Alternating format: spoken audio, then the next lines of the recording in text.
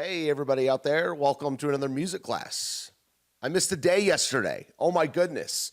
But it's 30 videos in 30 days, not necessarily one video every day for 30 days. So I'm probably going to upload two today to try to catch up a little bit. But some person on my YouTube channel absolutely flooded my comments with questions. So instead of responding to all of them, we're going to make a video on intervals and scale degrees. So the questions that were coming in on YouTube were about the names of the intervals and what to call things. And I don't have it in front of me, but one of the really good questions was, do you refer to things as far as in order of the major scale all the time, or do you refer to them as in what note means to each note? And this can be picked apart a little bit here. So let's get into it here. So it's not every day that I go on a random music website and kind of look up what other music teachers are saying about subjects, but I wanted to look up this one. Harmony, I know a lot about harmony. I teach it, I play it, I use my ear to create harmonies and stuff like that. But understanding the intricacies of how to create mathematical harmonies is definitely not my weakest suit, but it's not my strongest suit. So I looked up on this website a chart of the names of different harmonies and things like that, and I just have to say it was a disaster. I'm not even saying it was wrong. I thank God sometimes that I am not formally educated to the extent of someone that took classical harmony lessons for 10 years or whatever, because the system that I'm using, that I learned from my teachers and what a lot of jazzers use, is a lot more simple and cuts a lot of fat off of a lot of stuff. So what I'm going to do is we're going to talk about intervals and scale degrees today. And what we're actually going to do is I probably should have set up this board here in reverse order. The thing we've already learned before is scale degrees and applying everything to the major scale. That is the way that I recommend doing it. We're going to get into in a second that if you're really being nitpicky or you're really trying to, do whatever, every single interval has like 5 different names, depending on what your reference point is. And this is what I'm saying is kind of a disaster. I don't want to think to the 3rd and 4th level about every single note. Now I can. Let me give you an example from the chromatic scale before we even get into this. Okay. In some music, you're going to see that there is a thing called a C flat. In certain keys, if you look at the piano, there's no black key in between B and C, meaning there's no B sharp and there's no C flat. But in some keys, there is. In some keys, B is going to be called C flat. We're not going to get into today when that's going to happen, but there are going to be some contexts where B is called C flat. There also are going to be some contexts where B flat is called C double flat. Now, I understand how that works because, bam, there's a note that's 2 half steps flat of C, therefore it's C double flat. But would that not also mean that A is C triple flat and that A flat is C quadruple flat and so on, meaning that every single note actually has 12 different names. So if you want to take this to the level of like, oh, well, it's like, yes, okay, sure. I know this system, all right? But what I'm trying to do as a music teacher is only being operating. One of the reasons I operate on the board independent of the piano so much is because we want to leave the board one day.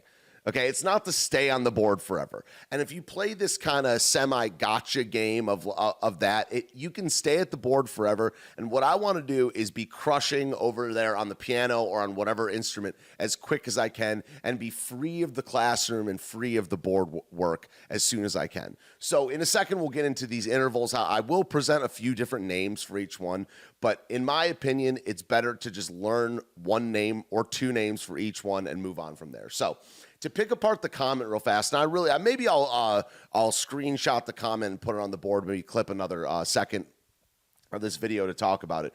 But we have 2 different concepts. Number 1 is if we're in a certain key, meaning that's the 1, each one of these scale degrees or scale tones is going to be a certain interval above the 1 or above the 2 or above the 3 or whatever. And that's what I mean when I say the 1, the 2, the 3, the 4, the 5, the 6, the 7. So if you look, the 1 to the 2 is a whole step. The 2 to the 3 is a whole step, blah, blah, blah, and so on. But also the 1 to the 3 is a certain interval, and it happens to be 5 half steps. But also the 2 to the 4 happens to be 3 half steps. The 3 to the 6 happens to be 5 half steps. And that certain number of half steps is a certain interval, regardless of whether you're going from the 1 to the 7, whether you're going from the flat 5 to the 1.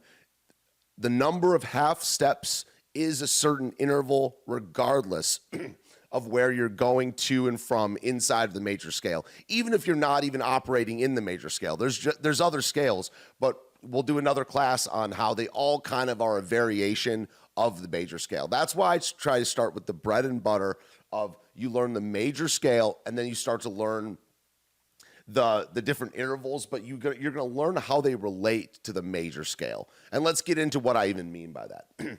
So again, I looked up this chart over here, and it was all right. I stand by what I was saying, that there was a disaster, but it's, in my opinion, look, I'm not trying to insult classical players. I'm not trying to insult like the classical tradition. Tradition is how we got here, right? But what it does is it makes things a little bit too complicated and not practical enough. As I said earlier, I want to get to improvising, writing, creating, and jamming with other people as quick as possible. But I also think on the other side of the coin, people that neglect the theory and neglect the board work, they can't hang in the same way that this is why I think the jazz tradition applied to pop is the best tradition for what we're trying to do here. You don't want to go full classical because that's mostly like reading, and it's a certain way of presenting theory that I'm not the biggest fan of. But if you go full like pop rock, just play by ear all the time, you do miss your ability to manipulate intervals in music theory. Insert jazz tradition with an emphasis on pop music. That's really what I'm trying to teach here. So let's go through them. Number one, I mean, we have 0, okay? You know, you're on a note and you're not moving from that note. What is the name of that interval? Now, I would argue that that's not called an interval. I mean, it's you're not even moving. An interval is the space between 2 notes. But if it were to be called an interval, it would be called unison. And on this website over here, it literally says perfect unison.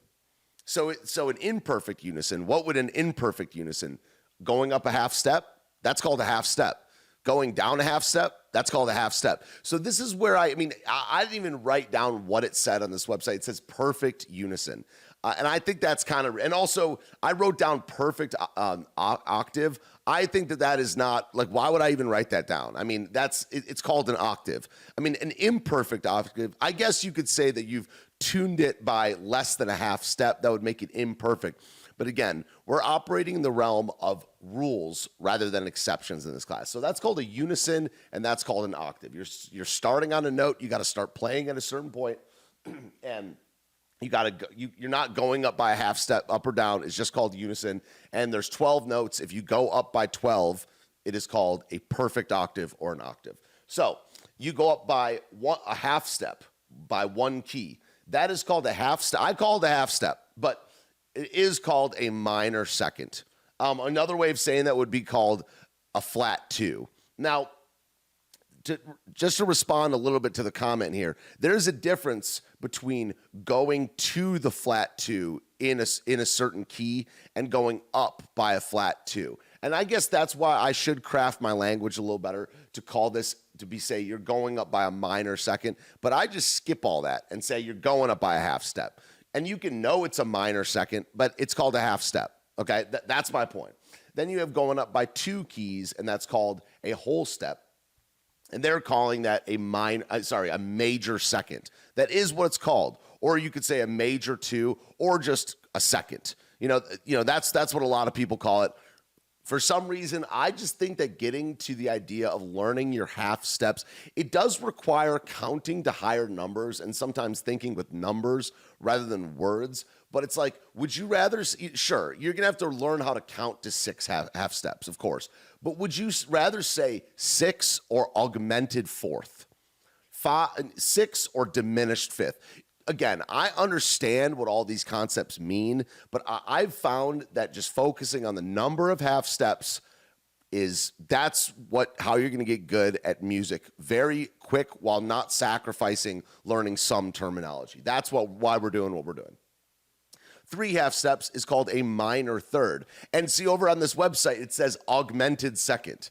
Okay, sure. This goes back to the C flat, C double flat, C triple flat, blah, blah, blah concept. I mean, why is this called a minor third and not a triple sharp unison? You know what I mean? A triple augmented unison, a quadruple augmented major seventh. You know, my point is you can look at any note from any note's vantage point, but that only benefits you a certain amount. That's going to result in you like twiddling your thumbs like, ooh, how can I think of the other name for this other thing? What you want to learn is the meaning of things, and you want to implement them. Again, not to repeat myself over and over, but the people that play all by ear, they're not learning the meaning of things at all. And I think the happy medium is to settle on this system. Okay? You have you have 4 half steps up, and that's called a major third. What does it say? Say a diminished fourth. Great. Okay, it's called a major third.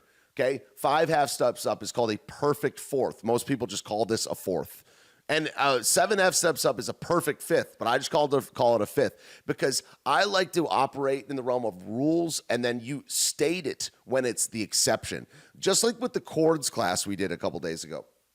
You know, when I say play a C chord, it's implied that it's a C major. And eventually, once you just play music a lot, when an old timer says go to a G chord, they mean G major. They might not even mean that. They might not even know that they mean G major. Okay, but they do. It's called a G major, which is why I just say I just call this a third, and then this is called a minor third. I call 5 half steps up a fourth. I know it's a perfect fourth, but I just say a fourth because it's perfect. Just like octave. Yeah, it's an octave. It's an octave. The perfect thing I find is a little bit weird. That's the one that's weird because it's just the rule. The exception is augmented fourth, diminished fifth, which is 6 half steps up. And then there's a fifth or a perfect fifth that's 7 half steps up. Let's keep going. 8 half steps up. This is one where I would say it. Augmented fifth or minor sixth. Okay? Now, I don't know the whole science behind why something would be called a diminished fourth versus a minor. Like, why is the sixth? That is the one I need to do a little bit more studying on. Is why it's called a major sixth versus a minor sixth. Again, this 9 half steps up, I would just call it a sixth. And then the variation of it is a minor sixth, which is a half step down. Yeah, so like, why are fourths and fifths the ones that can be diminished and augmented? And yeah, and so it's fourths, fifths, and sevenths can be diminished. I don't know why that is, which is why I don't really use this system that much. I'll say flat 7 too. I'll say flat 5. I don't use the words diminished and augmented all that much.